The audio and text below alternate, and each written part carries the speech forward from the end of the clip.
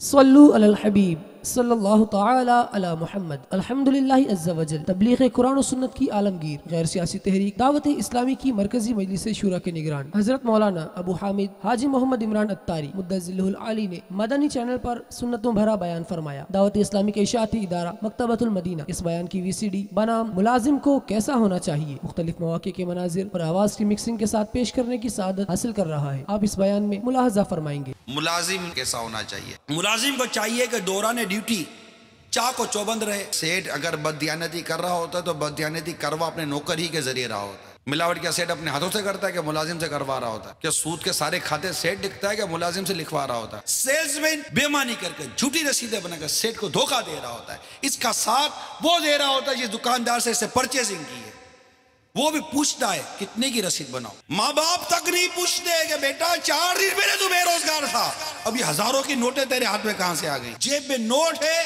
چہرے پر مسکراہٹ ہے، جیب میں نوٹ نہیں، نہ خوشی ہے، نہ کوئی امن ہے، نہ پیار ہے، نہ محبت ہے۔ پتہ ہوتا ہے کہ میں جو کام کرتا ہوں یہ جھوٹ ہے، فریب ہے، بددیانتی ہے، سود ہے، رشوت ہے۔ منع کیا مجھے جس کام سے میں رب کی کتاب نے، میں وہ کام کیسے کروں؟ بھائی تم ہی بتاؤ کیسے کروں؟ اللہ اور اس کے رسول کی اطاعت کی رسی کو مضبوطی سے تھامو۔ اپنی اس کھوکھلی زندگی سے باہر آ کر حقیقت پر مبنی دعوت اسلامی کی زندگی گزار کر تو دیکھو، زندگی کا لطف نہ آئے تو کہنا۔ مدنی انعامات پر عمل کر کے تو دیکھو، زندگی کا ڈھنگ کیسا ہونا چاہیے اس کا ادراک نہ ہو تو کہنا۔ مدنی قافلوں میں ایک بار سفر کر کے اللہ کے گھر میں کم از کم 3 دن کے لیے دھرنا دے کر تو بیٹھو، مزے کو مزہ نہ آئے تو کہنا۔ حلال کی آمدنی گھر میں لا کے تو دیکھو، برکت نہ ہو تو کہنا نا۔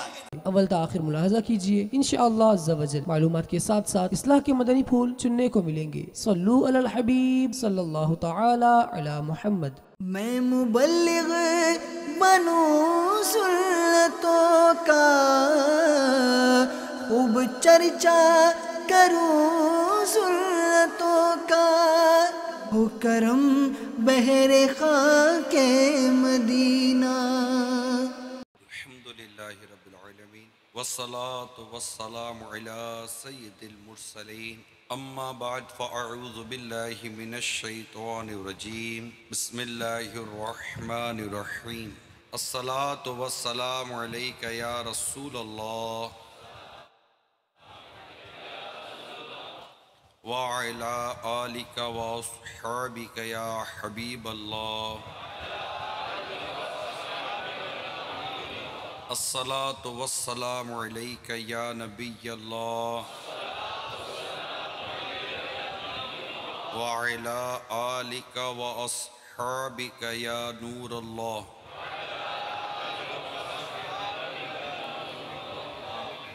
شفیع المذنبین رحمت للعالمین صلی اللہ تعالی علیہ وآلہ وسلم کا فرمان دل نشین ہے، جو کہ مجھ پر ایک مرتبہ درود پاک پڑھتا ہے اللہ تعالی اس پر 10 رحمت نازل فرماتا ہے، اس کے 10 گناہوں کو معاف فرماتا ہے اور اس کے 10 درجات بلند فرماتا ہے۔ صلو علی الحبیب صلی اللہ تعالی علی محمد۔ انما الاعمال بالنیات، اعمال کا دار و مدار یہ نیتوں پر ہے۔ یہ حدیث پاک ہے۔ ایک اور حدیث میں ہے مسلمان کی نیت اس کے عمل سے بہتر ہے، اور ایک اور حدیث میں ہے اچھی نیت انسان کو جنت میں داخل کرے گی۔ اللہ کی رضا پانے اور ثواب کمانے کے لیے آئیے کچھ اچھی نیتیں کر لیتے ہیں۔ بلا وجہ کپڑے یا داڑھی یا سر کے بال یا بدن سہلانے، دری سے دھاگے نوچنے، زمین پر انگلیوں سے کھیلنے، ادھر ادھر دیکھنے، باتیں کرنے، ٹیک لگانے، پردے میں پردہ نہ ہونے کی صورت میں گھٹنے کھڑے کر کے دوسروں کے لیے بدنگاہی کا باعث بننے، گھٹنوں میں سر رکھنے، دوسروں کو اشارے کرنے، اٹھ کر چل پڑنے وغیرہ سے بچتے ہوئے علم دین کی تعظیم کی خاطر جہاں تک ہو سکا 2 زانوں بیٹھ کر علم دین سمجھنے کے لیے نگاہیں جھکائے اول تا آخر خوب کان لگا کر بیان سنوں گا۔ صلو علی الحبیب وغیرہ سن کر ثواب کمانے اور صدا لگانے والے کی دل جوئی کے لیے نمایاں آواز سے جواب دوں گا۔ دھکا وغیرہ لگا تو صبر کروں گا، خاص خاص باتیں لکھوں گا، حسب موقع عز و جل صلی اللہ تعالی علیہ وآلہ وسلم رضی اللہ تعالی عنہ اور رحمت اللہ تعالی علیہ پڑھوں گا۔ بیان کے بعد خود آگے بڑھ کر سلام و مصافحہ و انفادی کوشش کروں گا، با نیت ادائے سنت بات کرتے ہوئے مسکراتا رہوں گا۔ اپنے لیے بھی کچھ مزید نیتیں کہی لیتا ہوں۔ اعلاء کلمۃ الحق یعنی اللہ عز و جل کا کلمہ بلند کروں گا، حتی الامکان لکھا ہوا دیکھ کر بیان کروں گا، نیکی کا حکم دوں گا، برائی سے منع کروں گا، حسب موقع عز و جل صلی اللہ تعالی علیہ وآلہ وسلم رضی اللہ تعالی عنہ رحمت اللہ تعالی علیہ پڑھوں گا۔ خشوع نفاق یعنی اعضاء میں تو خشوع ہو مگر دل عاجزی سے خالی ہو سے بچوں گا۔ عربی اور انگریزی اور مشکل الفاظ اور اشعار بولتے وقت دل کے اخلاص پر توجہ رکھوں گا، یعنی اپنی علمیت کی دھاک بٹھانی مقصود ہوئی تو بولنے سے بچوں گا۔ دعوت اسلامی کے جملہ مدنی کام بشمول مدنی قافلہ مدنی انعام نیز علاقہ دورہ برائے نیکی کی دعوت کی رغبت دلاؤں گا۔ نظر کی حفاظت کی عادت بنانے کی خاطر دوران بیان حتی الامکان نگاہ نیچی رکھوں گا، قہقہ لگانے اور لگوانے سے بچوں گا۔ صلو علی الحبیب صلی اللہ تعالی علی محمد۔ میٹھے میٹھے اور پیارے پیارے اسلامی بھائیوں، دیکھا جائے تو آج بہت اہم موضوع ہے، یوں تو کیسا ہونا چاہیے کہ عنوان پر کافی موضوع بیان کیے گئے، مگر آج کے موضوع کی ایک خاص بات یہ ہے کہ اس وقت لوگوں کا کروڑوں لوگوں کا جو روزگار کا سبب ہے وہ ملازمت ہے، اجارہ ہے، چاہے وہ کرائے کے نام پر ہو، نوکری کے نام پر ہو یا کسی اور نام پر ہو۔ سیٹھ دکاندار جو مالک ہوتا ہے وہ کم ہوتے ہیں، ملازم زیادہ ہوتے ہیں۔ ایک فیکٹری ہوتی ہے، اس کا ایک ہی ڈائریکٹر ہوتا ہے، بہت زیادہ 2-4 پارٹنر وغیرہ ہوتے ہیں۔ ایک چھوٹی سی دکان بھی ہو تو چھوٹی سی دکان کا سیٹ عموماً ایک ہی ہوتا ہے، مگر اس کے بعد 2 یا 3 ملازم کام کر رہے ہوتے ہیں۔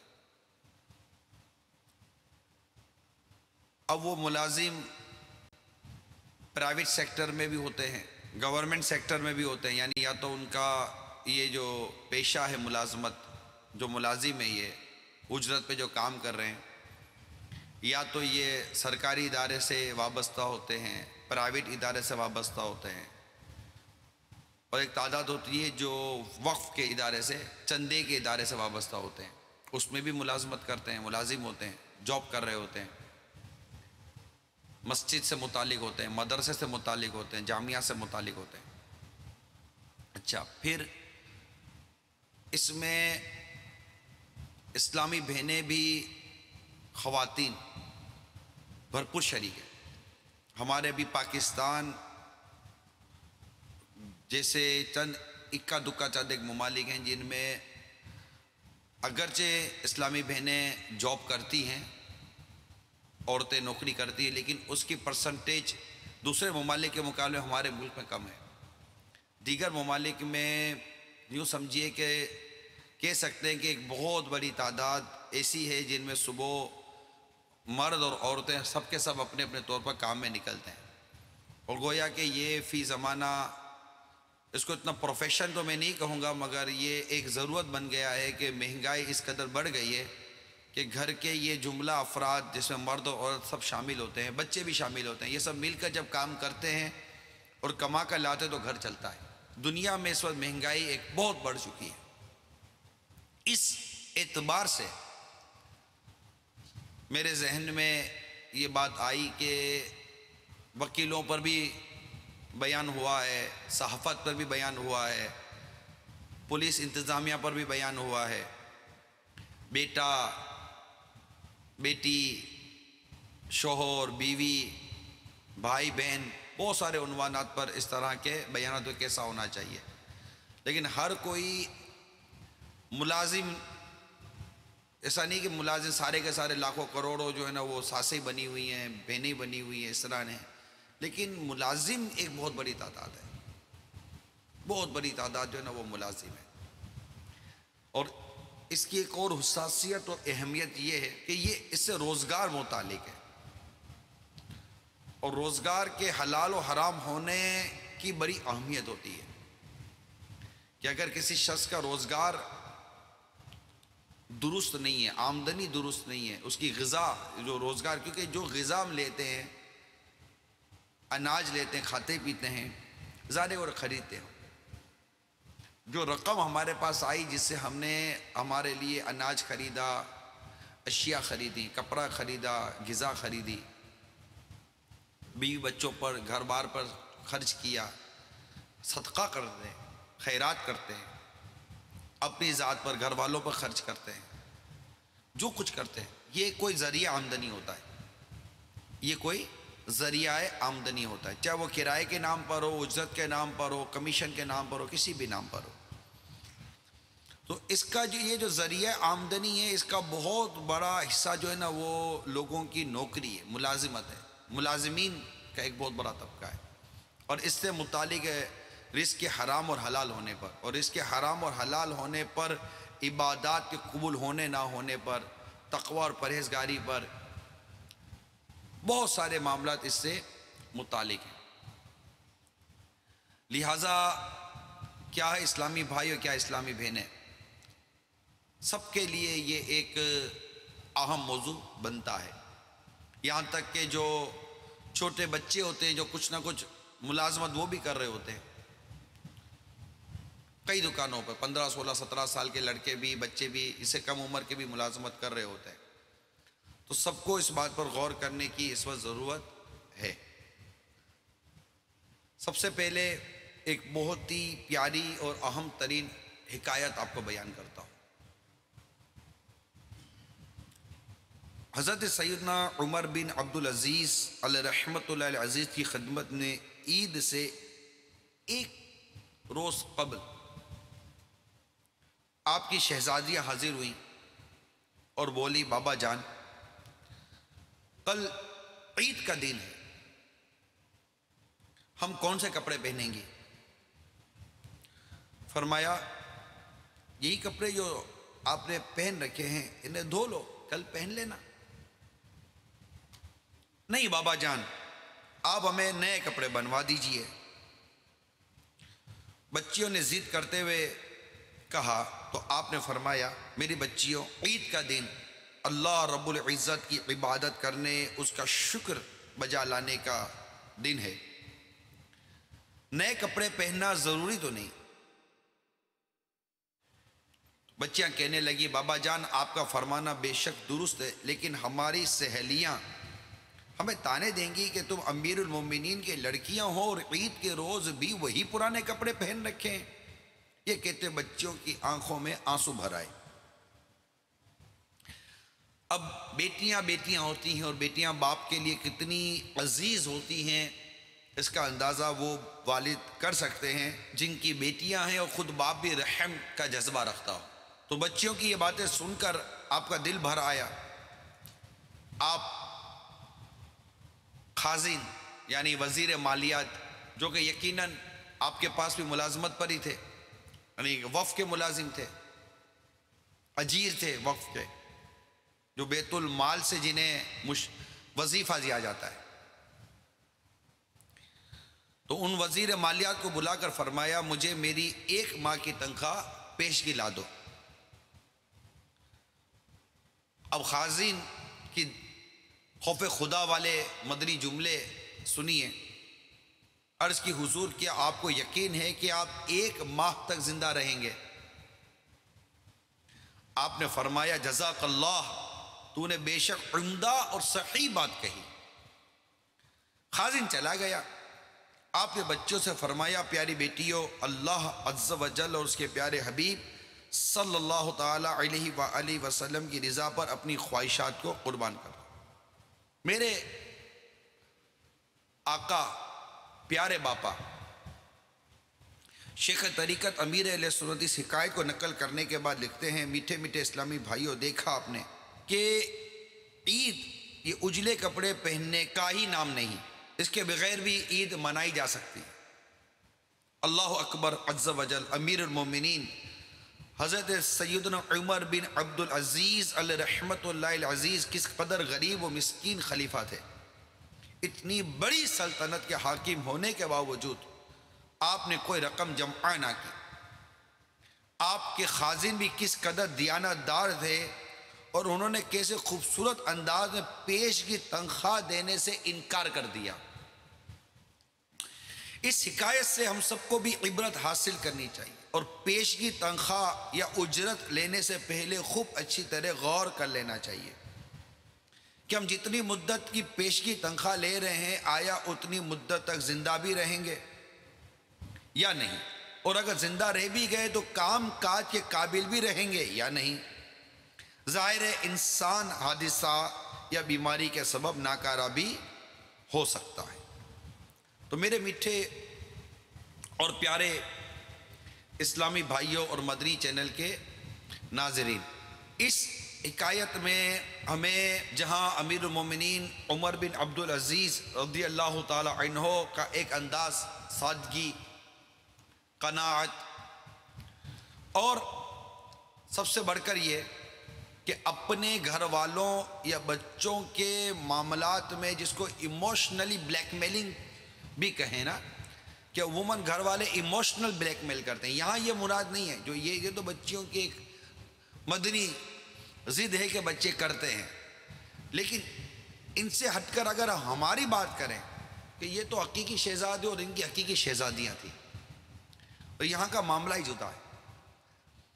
لیکن ہمارے جیسا شخص فی زمانہ اور جس طرح کا ہمارا گھر بار کا ماحول ہے، بیوی بچے ایموشنلی بلیک میل کرتے ہیں، شادی ہے کہ ہم یہ کپڑے پہنیں گے۔ ارے بھائی، میری جتنی آمدنی ہے میں اتنا ہی آپ کا گھر چلا سکوں گا نا، تو آپ اپنی آمدنی بڑھائیں نا۔ آپ اس کو نہیں دیکھتے اس کی آمدنی کتنی، اس کی بیوی کو کبھی دیکھا، یہ کہیں گے اس کی بیوی کو بھی دیکھا۔ اب یہ بھی بیوی کو بھی شرم نہیں آتی کہ شوہر کو کہتی ہے کہ اس کی بیوی کو آپ نے دیکھا کیسے کپڑے پہنتی ہے، دعوت دے رہی ہے کہ آپ میرے شوہر ہو، دوسروں کی بیوی کو دیکھو تو صحیح کہ وہ کپڑے کیسے پہنتی ہے۔ یہ جملہ عموماً عورتوں کی زبان سے نکل جاتا ہوگا، توجہ نہیں ہوتی ہوگی کہ میں کس چیز کی دعوت دیتی ہوں۔ شوہر بھی ہو سکتا ہے کہ منہ پھٹ ہو اور آنکھوں کا کپڑے مدینہ اس کو بھی میسر نہ، وہ بھی کہتے ہیں ہاں دیکھا تھا کیا کپڑے پہنے تھے، وہی تو پرانے کپڑے پہنتی ہے، اس کا پتہ نہیں کتنی بار دیکھتا ہوگا وہ۔ اس کی بیٹی کو دیکھا تھا آپ نے، یوں کر کے یہ ساری باتیں کیا گھر میں نہیں ہوتی؟ تو یہ تو چلو ایک بات بد نگاہی کی اور ایک بے باک گفتگو کی میں نے، جس پر بے لاک تبصرہ گھروں میں ہوتا ہو تو کوئی تعجب نہیں ہے۔ لیکن دعوت ہے، اس کو یہ تحفہ دینا ہے، اس کو یہ تحفہ دینا ہے، یہ کپڑے پہننے، یہ گہنے پہننے، یہ زیور پہننا ہے، یہ میچنگ کرنی ہے، یہ بچیوں کے لیے کپڑے، یہ دیکھیں یہ بچیوں کے کپڑے کتنے پرانے ہو گئے، کتنے مہینے ہو گئے ہم نے ان کے لیے کوئی لباس نہیں خریدا، کتنے مہینے ہو گئے ہم نے ان کے لیے کوئی چیز نہیں کی، اتنا مہینہ ہو گیا ہم ان کے لیے کچھ بھی نہیں کیا، یہ ہو گیا ہم نے کچھ بھی نہیں کیا۔ یاد ہے وہ ہمارے گھر پر آئے تھے، انہوں نے کتنا بڑا تحفہ دیا تھا، یاد ہے ہمارے بچوں کو اتنا بڑا چاکلیٹ کا ڈبہ دیا تھا، اور ہم کو اتنی سی تحفے لے کے جائیں گے، اچھا لگے گا آپ کو؟ ایسی ایسی باتیں، چکنی چپڑی باتیں کر کے، ایموشنل بلیک میل کر کے مرد کے جذبات کو ایسا مشتعل کیا جاتا ہے کہ وہ کھائی نہ کھائی بددیانتی پر ابھرتا ہے، ابھارا جاتا ہے اس کو، اور وہ کر گزرتا جو نہیں کرنا چاہیے۔ آخر ہم ایسا کیوں کرتے؟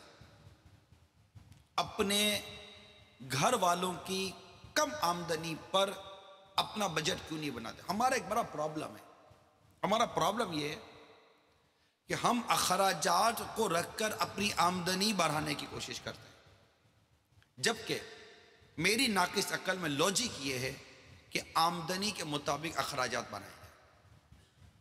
دونوں میں بہت فرق ہے. ایک شخص اس کا روزگار ہی اتنا ہے, اس کا رزق ہی اتنا ہے, اس کی آمدنی ہے ہی اتنی, اور جس کو جتنا نصیب میں رزق ہے اتنا ملے گا.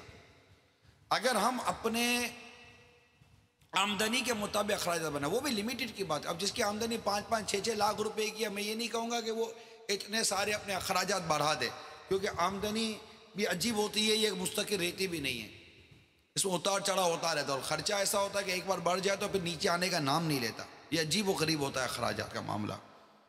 تو سب سے پہلے تو میں یہ عرض کروں گا کہ ہمارے اسلامی بھائی اور اسلامی بہنیں جو گھر بار چلاتے ہیں, وہ اپنی آمدنی کو سامنے رکھ کر پھر خوشی غمی دکھ درد کے موقع پر بعض اوقات ضرورت پڑتی رہتی ہے, اس کا پورا ایک حساب کتاب کر کے اپنی آمدنی کے مطابق اپنے اخراجات رکھیں, اور پھر جائز طریقے سے اپنے روزگار کو کمائیں.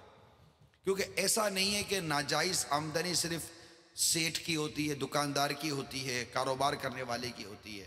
وہ ایکسپورٹ میں ڈنڈی مارتا ہے تو وہ امپورٹ میں ڈنڈی مارتا ہے, تو وہ ملاوٹ کرتا ہے تو وہ یہ کرتا ہے وہ کرتا ہے. ملازم بھی کو ٹھوکا نہیں ہوتا, کیونکہ سیٹھ اگر بددیانتی کر رہا ہوتا ہے تو بددیانتی کروا اپنے نوکر ہی کے ذریعے رہا ہوتا ہے. ہر معاملے میں سیٹھ انوالو نہیں ہوتا, سیٹھ کا اشارہ ہوتا ہے, بقیہ سارا کام تو ملازم کر رہا ہوتا ہے. ملاوٹ کیا سیٹھ اپنے ہاتھوں سے کرتا ہے کہ ملازم سے کروا رہا ہوتا ہے؟ کیا سود کے سارے کھاتے سیٹھ لکھتا ہے کہ ملازم سے لکھوا رہا ہوتا ہے؟ کہ رشوت کے سارے لین دین سیٹھ کر رہا ہوتا ہے یا اپنے ملازم سے کروا رہا ہوتا ہے؟ کیا جھوٹ ہر معاملے میں سیٹھ بولتا ہے یا اپنے ملازم سے بلوا رہا ہوتا ہے؟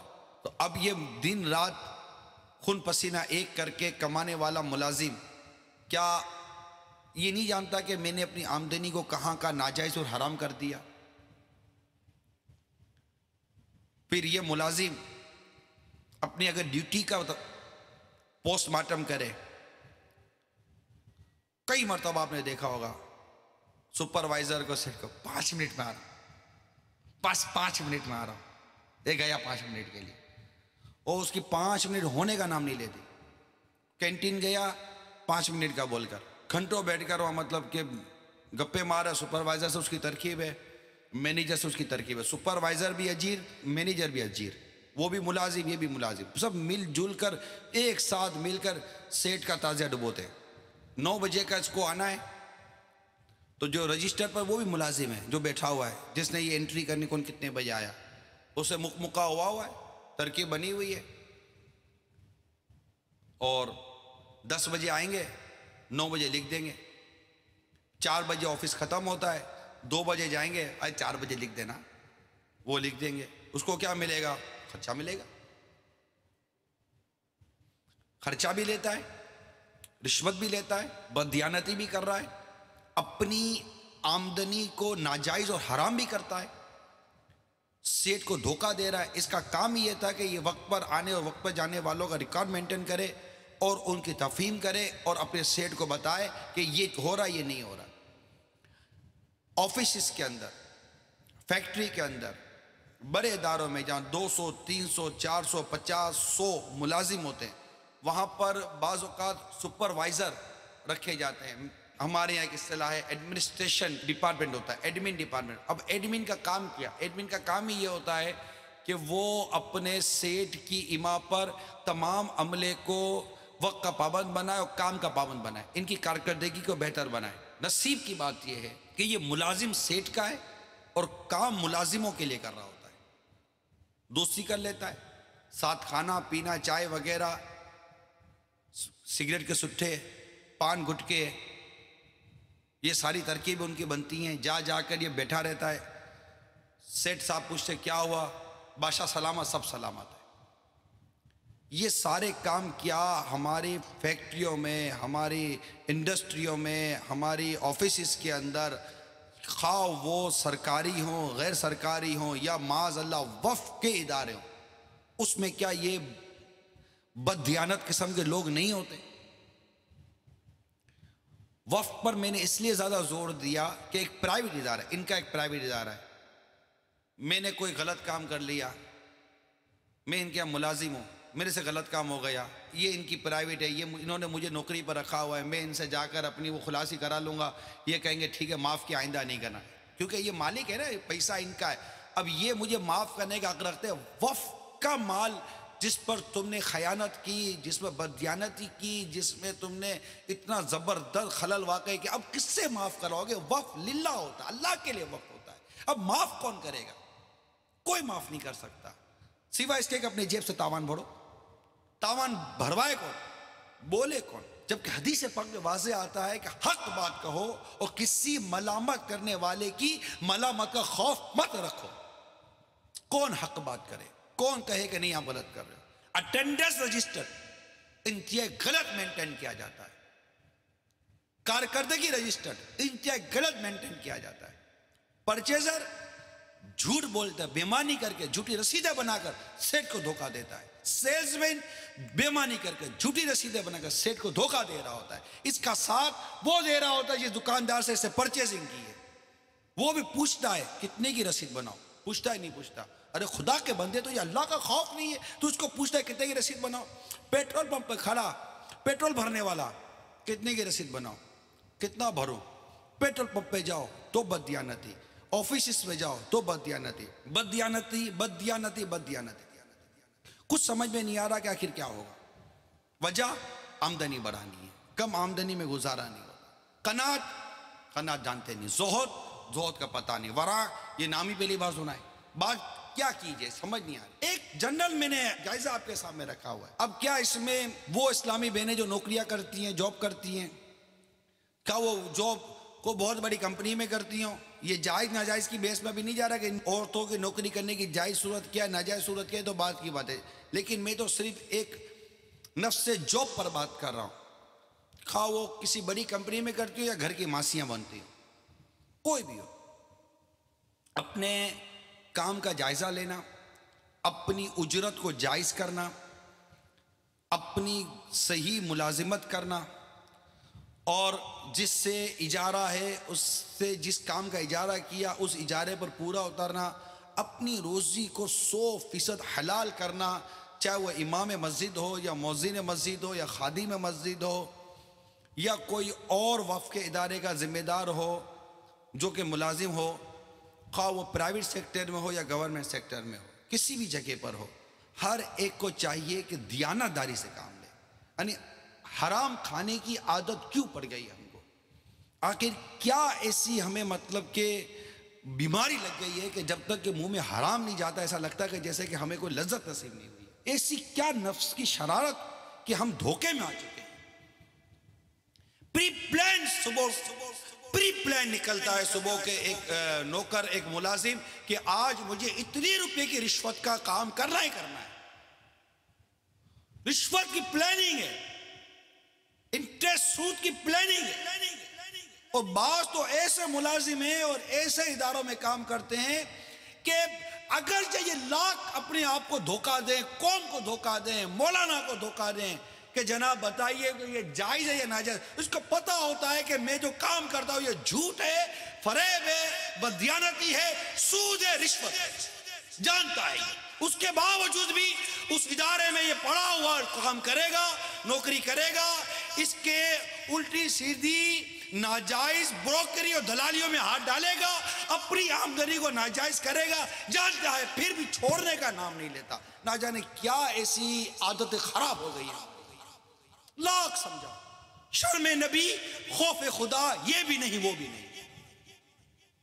اچھا بیوی بچوں کو بھی عقل نہیں ہے کہ گھر کے بڑوں کو سمجھا تو صحیح کہ آپ کس کام میں پڑ گئے، ہمیں حرام کیوں کھلا رہے ہو، ہمیں ناجائز کیوں کھلا رہے ہو. نہیں، ماں باپ تک نہیں پوچھتے کہ بیٹا 4 دن پہلے تو بے روزگار تھا، اب یہ ہزاروں کی نوٹیں تیرے ہاتھ میں کہاں سے آ گئی. نہیں پوچھتے. کون نہیں جانتا جھوٹ غلط ہے؟ کون نہیں جانتا کہ رشوت غلط ہے؟ کون نہیں جانتا کہ سود غلط ہے؟ کون نہیں جانتا کہ یہ بددیانتی کر رہا ہوں، میں ڈنڈی مار رہا ہوں، ڈنڈی اوپر ریکھ کر غلط بل بنا رہا ہوں؟ کون نہیں جانتا؟ سچ بتائی، کون نہیں جانتا؟ میں اپنے سیٹ کو دھوکہ دے رہا ہوں، کون نہیں جانتا میں سیٹ کو دھوکہ دے رہا ہوں؟ سیٹ تمہیں سچ سمجھ رہا ہے. تم جو جانتے ہو نا کہ تم 1 نمبر کے جھوٹے ہو، جھوٹے. بعد ہوگا سیٹ کو پتا ہوتا کہ جھوٹ بول رہا ہوتا. سیٹ کو بولو سیٹ جھوٹ بول رہا ہے، بولا میں کیا کہہ رہے یار، کما کر تو دے رہا ہے نا، 2 پیسے خود بھی کما رہا ہے. یہ بہت عجیب حال ہے، بہت عجیب حال. بس پیسہ چاہیے، بس پیسہ چاہیے. جیب میں نوٹ ہے چہرے پر مسکراہٹ ہے، جیب میں نوٹ نہیں، نہ خوشی ہے، نہ کوئی امن ہے، نہ پیار ہے، نہ محبت ہے۔ ہماری مسکراہٹیں نوٹوں کی محتاج ہو گئی، ہمارا سکون نوٹوں کے محتاج ہو گئے، ہمارا سکھ چین نوٹوں کا محتاج ہو گیا۔ نوٹ چاہیے، نوٹ، جیب میں نوٹ ہو تو بس موج لگی ہوئی ہے، جیب میں نوٹ نہیں ٹینشن ہو جاتی۔ ہم سب کی یہ حالت ہے، کیا میں، کیا آپ، ہم سب کو غور کرنا چاہیے۔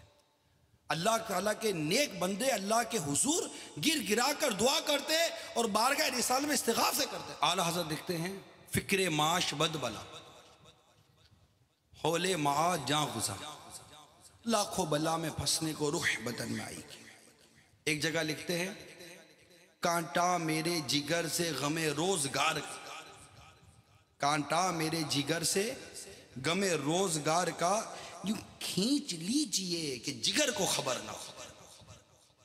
میں یہ نہیں کہتا کہ روزگار نہیں کمانا، بالکل کمانا ہے، ایک رزق حلال کمانا ہے، اور اپنے گھر والوں کا، بیوی بچوں کا پیٹ پالنا ہے، اور یہ کئی صورتوں میں واجب کی صورت اختیار کر جاتا ہے۔ نہ نفقہ ہے، خود کو، اپنے گھر والوں کو، ماں باپ کو محتاجی سے بچانا ہے، مفلسی سے بچانا ہے، ان کو کھانے کے لیے روٹی دینی ہے، پہننے کے لیے کپڑا دینا ہے، سر چھپانے کے لیے چھت دینی ہے، سب سمجھتا ہوں۔ لیکن ان تمام چیزوں کے لیے آخر ہمیں حرام منہ لگانے کا کس نے کہہ دیا؟ جھوٹ، فریب اور دھوکے کو منہ لگانے کس نے کہہ دیا؟ کل بروز قیامت اللہ کے حضور حاضر ہوئے، ہم کیا جواب دیں گے ایک ایک پائی کا؟ کبھی سوچا ہے ہم نے؟ کیا یہیں رہنا ہے، مرنا نہیں ہے؟ یہ روز کے کتنے ہی ملازم موت کے گھاٹ نہیں اتر رہے، نہیں مر رہے؟ اب چاہے وہ ملازم لاکھوں روپے کی ملازمت پر ہو یا 1000 روپے کی ملازمت، میں تو سب کو کہہ رہا ہوں، چاہے وہ جنرل مینیجر ہے، چاہے وہ مینیجر ہے، کب ایگزیکٹو ڈائریکٹر بنا ہوا ہے جاب کے نام پر، کوئی ایگزیکٹو آفیسر بنا ہوا ہے، کوئی سینئر بنا ہوا ہے، کوئی جونیئر بنا ہوا ہے، کوئی سیلزمین بنا ہوا ہے، کوئی کیا بنا ہے، کوئی کیا بنا، پریزنٹیشن دینے کے لیے کئی اجیر آتے بیٹھتے ہیں، جو کوالٹی نہیں ہوتی پروڈکٹ کے اندر آخر بیچنی ہے، ان کا پتہ ہے کہ اس میں یہ کوالٹی نہیں ہے، لیکن اپنی چب زبانی اور اپنی ان صلاحیتوں سے کہ وہ لوگوں کو گرویدہ کر لیتے ہیں، ایسی پریزنٹیشن دور، آج کل تو ملٹی میڈیا کا دور ہے، کمپیوٹر لے کر آئیں گے، لیپ ٹاپ رکھیں گے، اور جناب وہ آدھی انگلش بولیں گے، آدھی اردو، پتہ ہے کہ اردو جانتا ہے، اس کے بعد بھی سے انگلش میں بولا رہے، نہیں انگلش سمجھ میں آتی اس کے بھائی اردو بولو نا یار، ایک تاثر بن جاتا ہے نا، پڑھا لکھا ہو، اپڈیٹ ہو، داڑھی مونڈ کر، اتنے اپ ٹو ڈیٹ کپڑے پہن کر، یہ جو میڈیکل کے جو کام کر رہے ہوتے ہیں، یہ دیکھو ٹائیاں پہن کر، کوٹ پہن کر، پتہ نہیں کیسے کیسے عجیب و غریب بن کر یہ جا رہے ہوتے ہیں، اور وہ فضائل بیان کر رہے ہوتے ہیں اپنی پروڈکٹ کے کہ جو ان میں نہیں ہوتے، جو ہوتے ہیں ان کا کوئی انکار نہیں کر رہا، نہیں ہوتے، چیز بیچے، پیسے کھڑے کر، حالانکہ ان کی دونوں چیزیں، ان کی سیلری بھی ہوتی ہے اور ان کی کمیشن بھی ہوتی ہے، اور پھر اس میں بھی ڈنڈیا، کمپنی کو دھوکے، ڈائریکٹر کو دھوکے کہ اپنی جو جاب ٹائمنگ ہے اس کے کہاں کا عجیب و غریب قسم کی حرکتیں کرتے پھرتے ہوتے ہیں۔ آپ بھی جس دنیا میں رہتے ہو میں بھی اس دنیا میں رہتا ہوں، آپ جس معاشرے میں رہتے ہو میں بھی اس معاشرے میں رہتا ہوں، اگر آپ سے لوگ ملتے ہیں تو ہم سے بھی لوگ ملتے ہیں، آپ نے کوئی 4 پریزنٹیشن دیکھی ہوگی تو ہم نے کوئی 1 آدھ پریزنٹیشن دیکھی ہوگی، بھائی بیوقوف بننے کے لیے ہم بھی تو لائن میں لگے ہوں گے، نہیں لگے ہوں گے، بنے نہیں بنے بات کی بات ہے، سمجھ میں آیا نہیں آیا یہ بات کی بات ہے، تو مطلب ستھرے اور سچے بن جائیں ہم، بس سیدھی بات، سچی بات کر دیں، بھائی یہ ہے، سیٹھ صاحب بولے جھوٹ بولنا، میں جھوٹ بولوں گا نہیں، میں کہہ رہا ہوں نا، تم بولو کوئی خدا نے منع کیا ہے تو تمہاری مانو گے رب کی مانو، تمہاری مانو کہ میرے رسول کی مانو، تمہاری کمپنی کی بک کی مانو کہ میں اپنے رب کے کلام کو مانو، ایمان میں اللہ پر، اس کے رسول پر، اس کی کتاب پر لایا ہوں، میں تو اس میں لکھی گئی باتوں پر یقین کروں گا جو قرآن میں لکھی گئی ہے بات۔ منع کیا جن کاموں سے مجھے میرے رب نے، منع کیا مجھے جس کام سے میرے نبی نے، منع کیا مجھے جس کام سے میرے رب کی کتاب نے، میں وہ کام کیسے کروں؟ بھائی تم بھی بتاؤ کیسے کروں؟ تم مجھے مجبور کرتے ہو، ارے تم بھی باز آ جاؤ، میں بھی باز آیا، ہم کب اس بات پر آئیں گے؟ ارے پیسوں کے ہو کر رہ گئے، ترقی کے ہو کر رہ گئے، ارے ہم کو ترقی ملی کہاں؟ ہمیں تو زوال لگ گیا ہے، بتاؤ نا مسلمانوں، تمہیں زوال لگا یا نہیں لگا؟ کیوں لگا یہ زوال؟ کیوں لگا؟ تمہاری تعداد پہلے سے بڑھ رہی ہے مگر تمہارا زوال بھی کیوں بڑھ رہا ہے؟ ذرا سوچا کبھی؟ درس قرآن اگر ہم نے نہ بلایا ہوتا، یہ زمانہ نہ زمانے نے دکھایا ہوتا۔ ارے انگلش کی 4 کتابیں پڑھ کر ہم سمجھ ترقی کریں گے؟ مغربی تہذیب کو اختیار کر ہم سمجھ ترقی کریں گے؟ نہیں، نیور، پاسبل نہیں ہے، نہیں ہے پاسبل۔ ارے ترقی کرنی ہے تو قرآن کی رسی کو مضبوطی سے تھامے رہو، اللہ اور اس کے رسول کی اطاعت کی رسی کو مضبوطی سے تھامو، تم ترقی کی زینے چڑھتے چلے جاؤ، اوپر چڑھتے چلے جاؤ گے، لوگوں کی نظریں تمہیں دیکھ دیکھ کے کھیرا ہو جائیں گی۔ میرے آقا اعلیٰ حضرت امام اہل سنت مجدد دین و ملت پروان شمعی رسالت مولانا شاہ امام احمد رضا خان علیہ رحمت الرحمن کام کی 3 حالتیں بیان فرماتے ہیں: سست، معتدل یعنی درمیانی، نہایت تیز۔ اگر مزدوری میں کم از کم معتدل بھی نہیں، محض سستی کے ساتھ کام کرتا ہے، گنہگار ہے، اور اس کی پوری مزدوری لینی حرام ہے۔ اتنے کام یعنی جتنا اس نے کام کیا ہے کہ لائق جتنی اجرت ہے لے، اس سے جو کچھ زیادہ ملا وہ مستاجر جس کے ساتھ ملازمت کا معاہدہ کیا ہے اس کو واپس دے دے۔ یہ ملازمین کی جو 21 مدنی پھول ہیں، ان میں سے چند مدنی پھول بیان کر رہا ہوں جو خاص ملازم سے متعلق ہے۔ میرا موضوع یہ ہے کہ ملازم کو کیسا ہونا چاہیے۔ کم از کم ملازم کو یہ تو پتا ہو کہ میرے ملازم بننے کے شرعی کام کیا ہے۔ سب پوچھتے ہیں کیا کام ہوگا، یہ کام ہوگا، کر تو لوں گا میں، تنخواہ کیا دو گے؟ کیا تنخواہ دو گے؟ اتنی، تھوڑی بڑھا دو، چلو اتنی دے دو، بونس وونس ملے گا،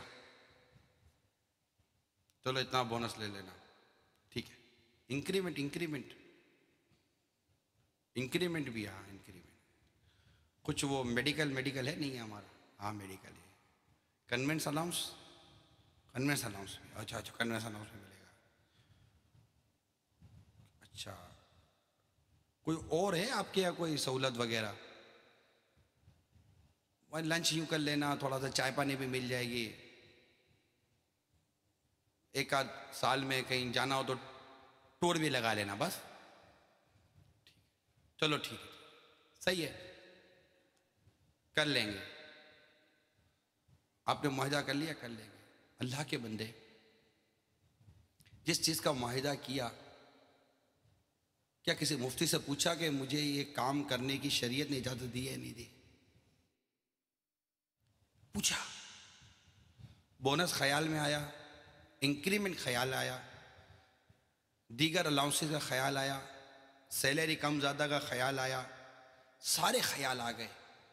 خیال نہ آیا تو صرف یہ نہ آیا کہ اس کام کے کرنے کی مجھے میرے رب نے اجازت دی ہے یا نہیں دی۔ تمہیں تمہارا رب یاد نہ آیا، تمہیں تمہارے نبی کا فرمان یاد نہ آیا، تمہیں قرآن کا کوئی حکم یاد نہ آیا۔ فَاسْأَلُوا أَهْلَ الذِّكْرِ إِن كُنتُمْ لَا تَعْلَمُونَ، پوچھو علم والوں سے اگر نہیں جانتے۔ آپ اپنے اس جاب اور اپنی اس نوکری کے بارے میں صرف اتنا ہی جانتے ہیں کہ آپ کے اندر مہارت ہے، آپ میں مہارت، بس اتنا جانتے ہیں۔ مگر یہ جاب فی نفسی ہی جائز ہے یا ناجائز، یہ معاہدہ فی نفسی ہی جائز ہے یا ناجائز، کبھی یہ پوچھنے کی کوشش کی نہیں کرتے، یقین مانی نہیں کرتے۔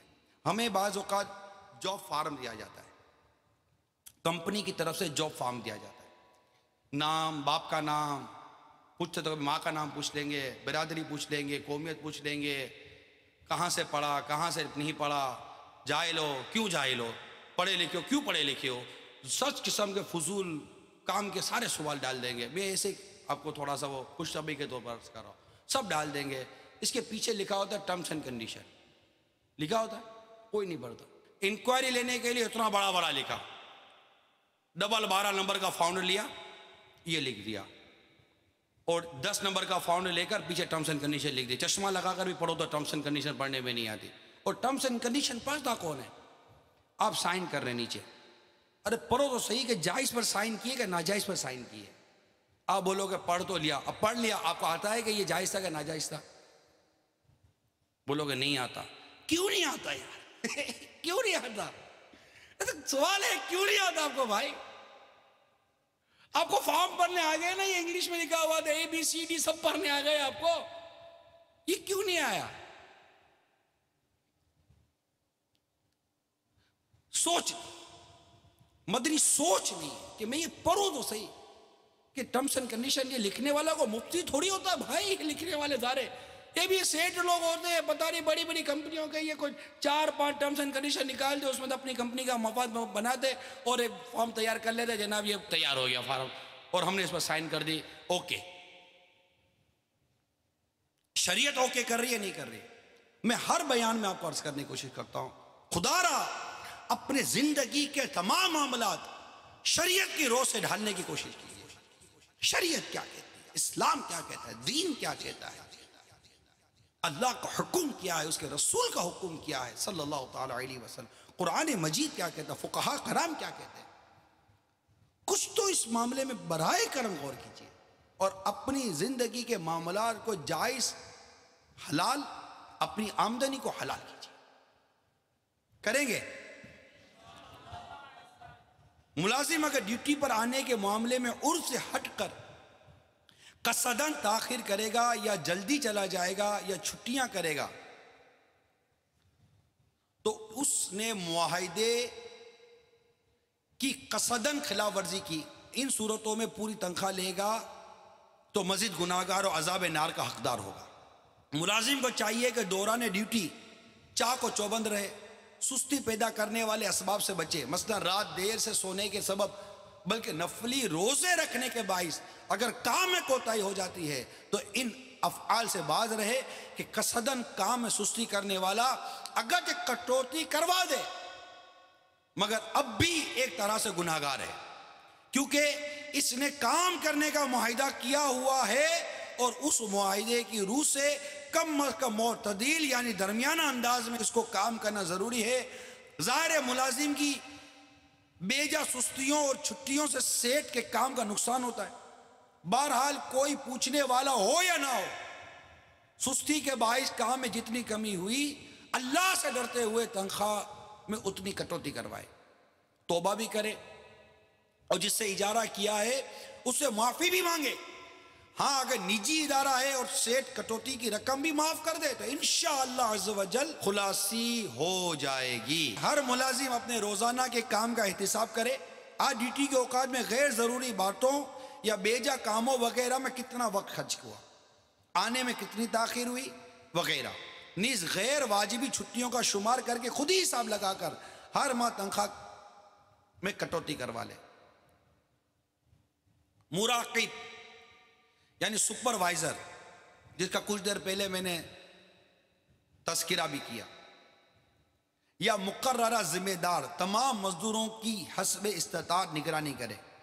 وقت اور کام میں کوتاہی اور سستیاں کرنے والوں کی مکمل کارکردگی رپورٹ کمپنی یا ادارے کے متعلقہ افسر تک پہنچائے. سپروائزر اگر جان بوجھ کر پردہ ڈالے گا تو خائن و گناہگار اور عذاب نار کا حقدار ہوگا. میرا اپنا ناقص ذہن ہے, میرا اپنا ناقص ذہن ہے. یہ طبقہ ٹھیک ہو جائے نا. ایک سیٹ سب کو نہیں جلا سکتا. سیٹ یقین مانو جو سپروائزر طبقہ ہے نا, میں اس سے ڈائریکٹ, جو ایڈمین ہے, ناظم جو ہوتا ہے, یہ صحیح ہو جائے نا,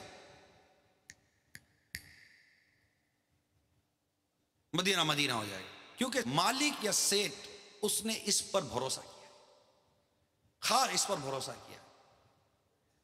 اب اس آدمیوں کے اخلاق, اس کے کردار, کام کی رفتار, آنے جانے کے اوقات, صاف صفائی, بہت ساری چیزیں ان کے ہاتھ میں ہوتی ہیں.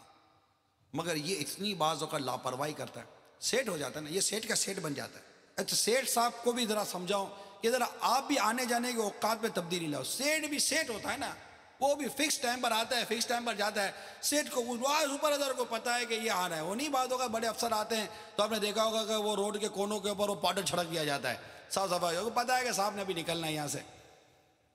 اچانک دورہ کرے نا، جیسے فاروق اعظم کیا کرتے تھے رضی اللہ تعالیٰ عنہ، دورہ کرے پھر دیکھے کہ کیا نظر آتا ہے اس کو. تو یہ کرے نا.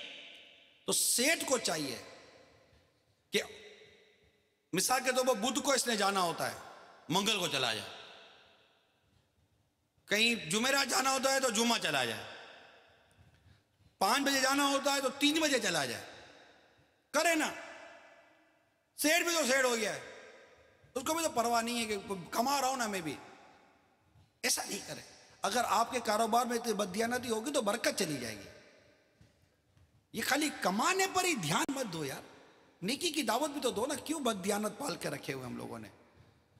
ہم بھی کمپرومائز کر کے بیٹھ گئے. ایسا لگا آوے کا آوا بھی کھڑا ہوا ہے، سیٹ بھی عادی ہو گیا بددیانتی کا. پتہ نہیں کیا ہو گیا. تنخواہ نہیں دینی، پتہ ہے کہ ڈنڈی مار رہا ہوتا ہے. کام کما رہا ہے نا، میرے سے تھوڑی کما رہا ہے، دکاندار سے کما رہا ہے نا. مجھے تو سستا لا کر دے رہا ہے نا. سستا نہیں لا کر دے رہا ہے، کچا لا کر دے رہا ہے. 4 دفعہ ٹوٹے گا، 4 دفعہ بنائے گا. یہ سال کے آخر میں حساب بنا کر بیٹھو تو پتہ چلے گا کہ اگر اچھی تنخواہ پر دیانتدار رکھ دے تو آج یہ دن نہ دیکھنا پڑتا. کمپنیاں دیوالیہ ہو رہی ہیں، بینکرپٹ ہو رہی ہیں، جس میں یہ بددیانتی، لاپرواہی، غفلت اور سود اور رشوت، ملاوٹ، اللہ کی نافرمانی کی ایسی دیمک تمہارے کاروبار میں آ گئی ہے جو تمہیں کبھی کھڑا نہیں ہونے دے رہی. ہلکا سا جھٹکا لگتا ہے گر جاتے ہیں. سپروائزر کو چاہیے کہ سنجیدہ رہے. جن کے اوپر یہ سپروائز ہے نا، ناظم ہے، ان سے بے تکلف نہ ہو. اپنا کھانا پینا چائے وغیرہ جو بھی یہ سب الگ رکھے. آپ دیکھیے آپ کے ساتھ کوئی ترکیب نہیں بنے گی. ان کے ساتھ بیجا ملاپ، ہنسی مذاق اور ذاتی تعلقات، یہ ایسی بیجا مربت لے آتے ہیں کہ آپ ان کو سمجھانے کے باوجود بھی نہیں سمجھا سکتے. آپ اپنی ڈیوٹی پوری کرو نا. ہمارے سارے سرکاری ادارے لے لیں، پرائیویٹ ادارے لے لیں، سارے لے لیں. اگر یہ ناظم، سپروائزر، مراقب اگر درست ہو جائے، یقین مانیے بہت کچھ بہتر ہو جائے گا. اللہ کرے دل میں اتر جائے میری بات. مذہبی یا سماجی ادارے کے مقررہ ذمہ داران و مفتشین ادارے کے ملازمین کی کوتاہیوں اور چھٹیوں سے واقف ہونے کے باوجود آنکھ آڑے کان کریں گے، اور اس وجہ سے ان ملازمین کو وقف کی رقم سے مکمل تنخواہ دی جائے گی، تو لینے والوں کے ساتھ ساتھ متعلقہ ذمہ دار بھی خائن و گناہگار اور عذاب نار کا حقدار ہوں گے. چوکیدار، گارڈ یا پولیس وغیرہ جن کا کام جاگ کر پہرا دینا ہوتا ہے، اگر ڈیوٹی کے اوقات بھی ارادتاً سو گئے تو گناہگار ہوں گے، اور قصداً یا بلا قصد جتنی دیر سوئے یا غافل ہوئے اتنی دیر کی اجرت کٹوانی ہوگی. اب یہاں تو ڈیوٹی رات کی لگائی جاتی ہے، رات ڈیوٹی پہ نہیں آ رہے، رات سونے کے لیے آ رہے. بعض ایسی جابس ہیں جن کی تنخواہیں کم ہیں، تنخواہیں واقعی کم ہے، مگر اس جاب پر آنے کے لیے 2-2, 4-4, 10-10 لاکھ روپے کی رشوت دی جاتی ہے. جاب تنخواہ کم ہے، پھر کہ رشوت کیوں لے رہے ہو؟ کیا کرے تنخواہ اتنی کم ہے. تو اس جاب پر آنے کے لیے بھی 10 لاکھ رشوت کیوں دی تھی؟ تنخواہ کم دی تو کوئی اچھا کاروبار کر لیتے، اچھی اور جگہ پر نوکری کر لیتے. تنخواہ کم ہے، رشوت بہت ملتی ہے. ادھر کار اور پلاٹ ملتے ہیں، پتہ نہیں طرح طرح کی کلمیں ملتی ہیں، کیا کیا مل جاتا ہے. ان سب کا پوسٹ مارٹم کرنا پڑے گا اور دیکھنی پڑے گی میں کہاں پر پھنس رہا ہوں. اللہ تعالی ہمیں ستھرا رزق عطا فرمائے. مزدوری یا ڈیوٹی میں سستی اور چھٹیوں کے باوجود جو مکمل اجرت یا تنخواہ لیتا رہا اور اب نادم ہے، تو اس کے لیے صرف زبانی توبہ کافی نہیں. آج تک جتنی اجرت یا تنخواہ زائد حاصل کی ہے اس کی بھی شرعی ترکیب کرنی ہوگی.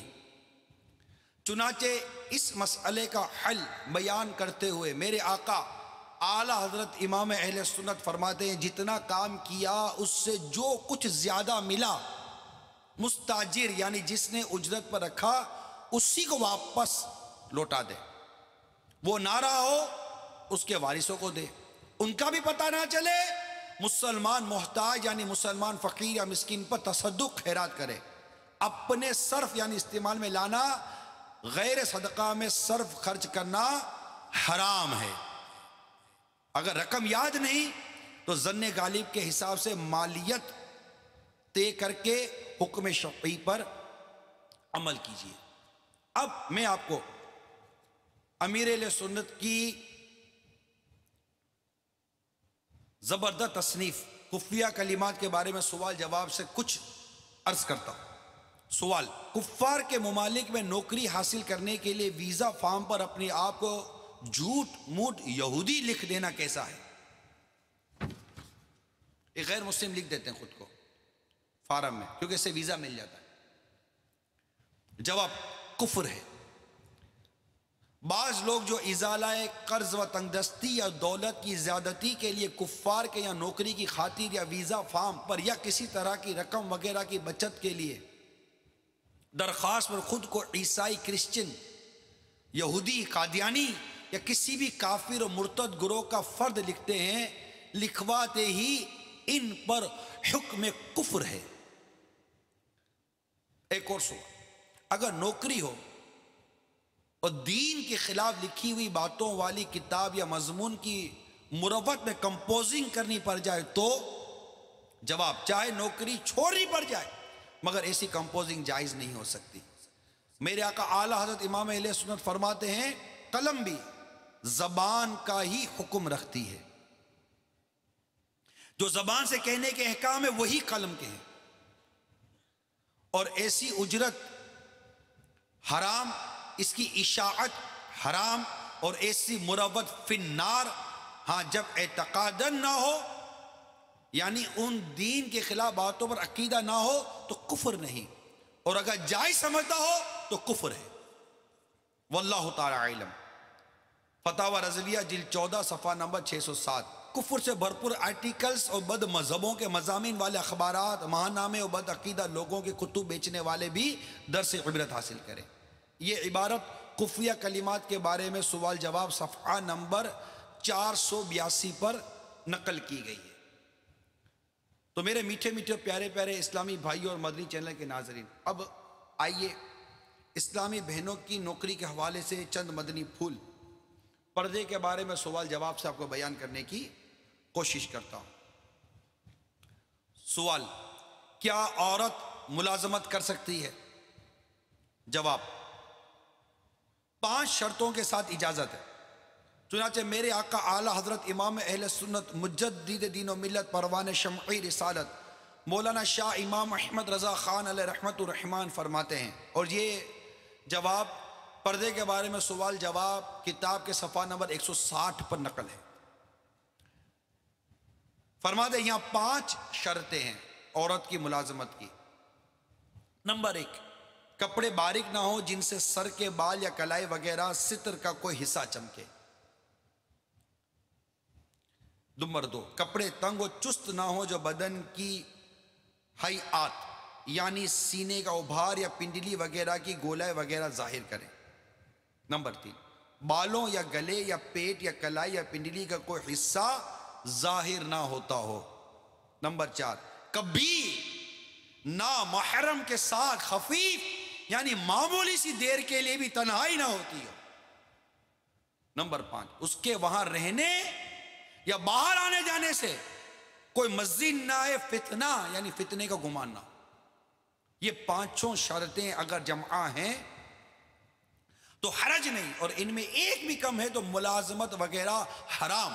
یہ فتاوی رضویہ کا جزیہ امیر اہل سنت نے نقل کیا۔ اب آئیے میرے باپا کیا فرماتے ہیں۔ فرماتے جہالت وہ بے باکی کا دور ہے، بیان کردہ 5 شرائط پر عمل فی زمانہ مشکل ترین ہے۔ آج کل دفاتر وغیرہ میں مرد اور عورت معاذ اللہ عز و جل اکٹھے کام کرتے ہیں، اور جو ان دونوں کے لیے بے پردگی، بے تکلفی اور بد نگاہی سے بچنا قریباً ناممکن ہے۔ لہٰذا عورت کو چاہیے کہ گھر اور دفتر وغیرہ میں نوکری کے بجائے کوئی گھریلو کسب اختیار کرے۔ ایک اور سوال: گھر میں کام والی رکھ سکتے ہیں یا نہیں؟ جواب، رکھ تو سکتے ہیں، مگر اب بھی جو 5 شرائط بیان ہوئی ان کو پیش نظر رکھنا چاہیے۔ اگر بے پردگی کرنے والی ہوئی تو گھر کے مردوں کا بد نگاہیوں، جہنم میں لے جانے والی حرکتوں سے بچنا سخت دشوار ہوگا، بلکہ معاذ اللہ عز و جل گھر کی پردہ نشین خواتین کے اخلاق بھی تباہ کر دے گی۔ غیر عورت کے ساتھ مرد کی خفیف یعنی معمولی سی تنہائی بھی حرام ہے، اور گھر میں رہنے والے مرد کا اس سے بچنا تقریباً ناممکن ہوتا ہے۔ لہذا گھر میں کام والی نہ رکھنے ہی میں عافیت ہے، اور رکھے تو طریقہ کار بیان کر دیا گیا۔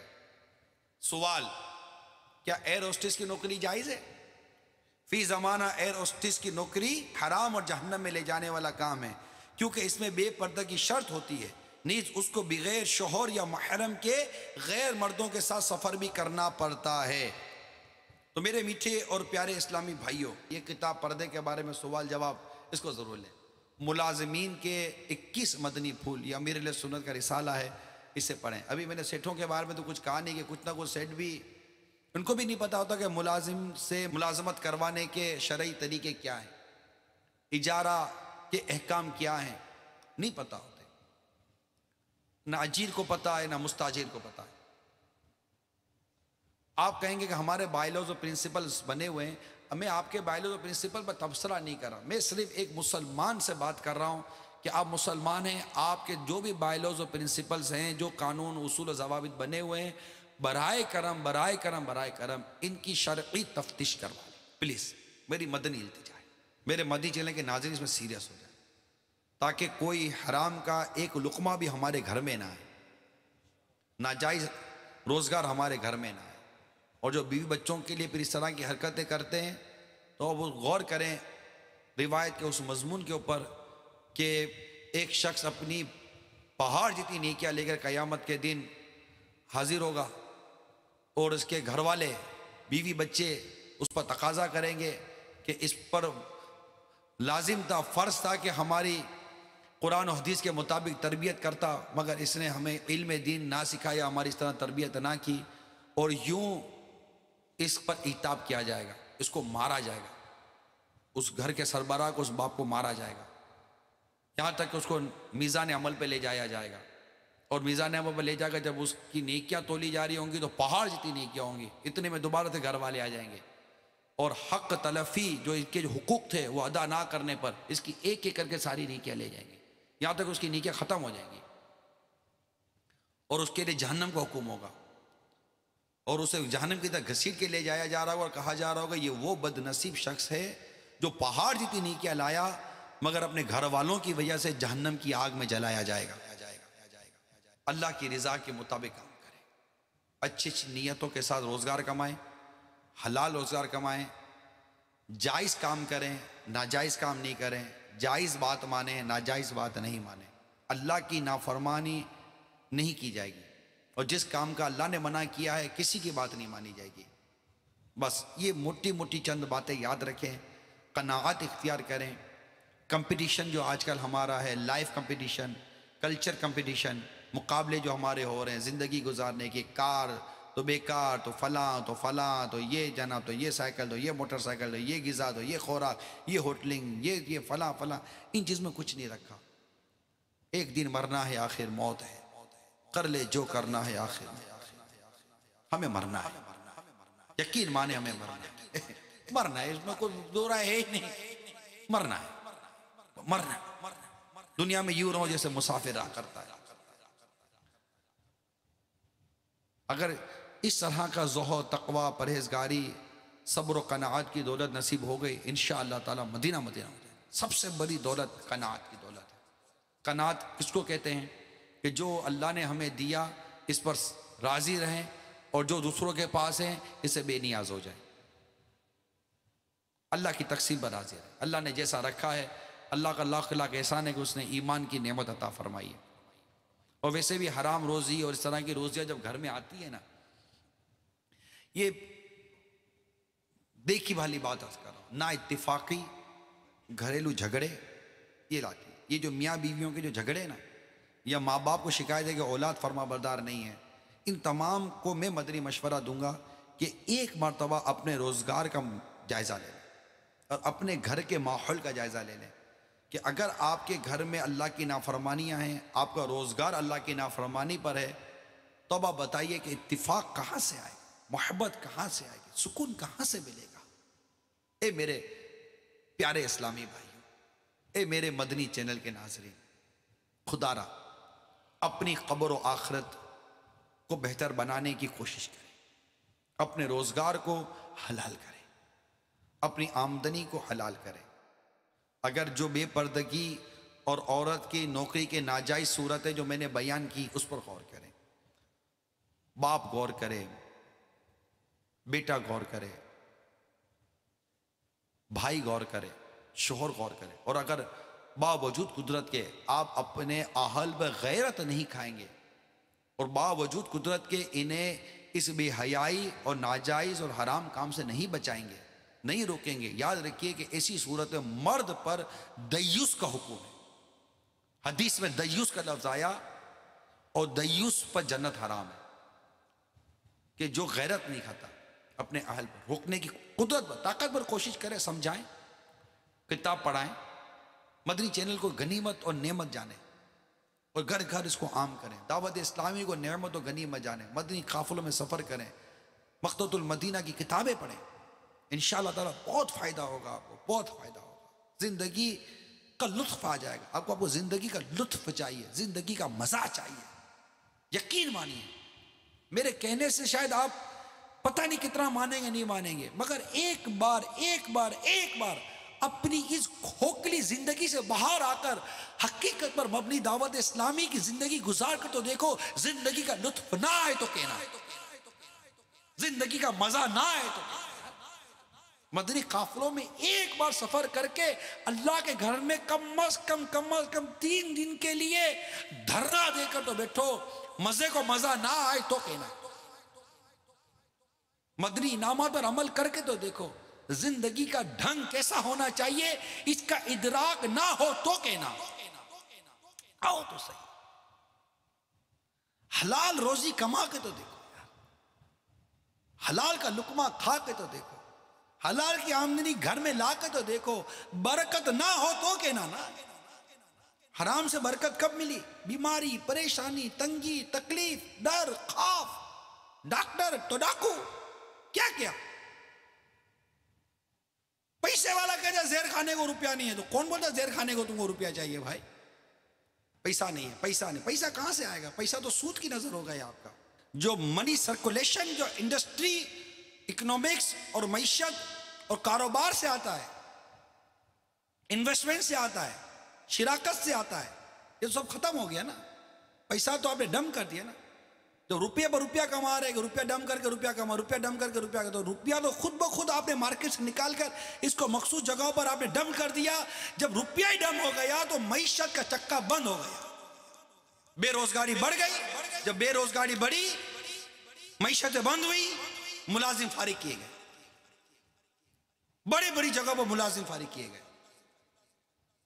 جب ملازم فارغ کیے گئے، بے روزگاری، تنگی، پریشانی، نتیجہ موبائل لوٹ لیا، زیور لوٹ لیے، پرس لوٹ لیا، موٹر سائیکل لوٹ لی، یہ سب لوٹ لیا، اور بعد رشوت خور قانون نافذ کرنے والے افراد انہوں نے شے دے دی، سب ختم ہو گیا۔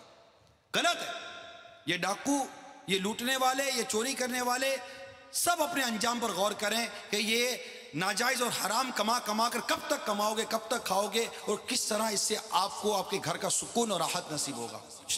یہ غلط ہے، لیکن میں ایک سسٹم کی خرابی کی وجہ سے جو معاشرے میں جو ایک بگاڑ پیدا ہوا ہے، میں آپ کی توجہ اس وقت دلا رہا ہوں۔ میں تو خالی بیان کر سکتا ہوں، مدنی چینل آپ کو بیان کر سکتا ہے۔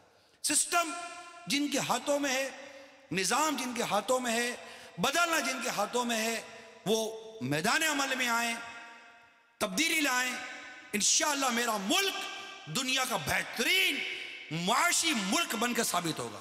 میں پاکستانی ہوں، میرا دل جلتا ہے کہ آخر میرے ملک کی معیشت کیوں بیٹھے، میرے ملک میں بے روزگاری کیسے آ سکتی ہے، دل جلتا ہے۔ مگر ہمیں مل کر کوشش کرنی پڑے گی، ایمانداری، دیانتداری، علم اور عمل، تقوی اور پرہیزگاری کے ساتھ ہمیں ہمارے ملک میں نہیں ساری دنیا میں اسلام کا پرچم بلند کرنا ہے، مسلمانوں کو سرخرو ہونا ہے۔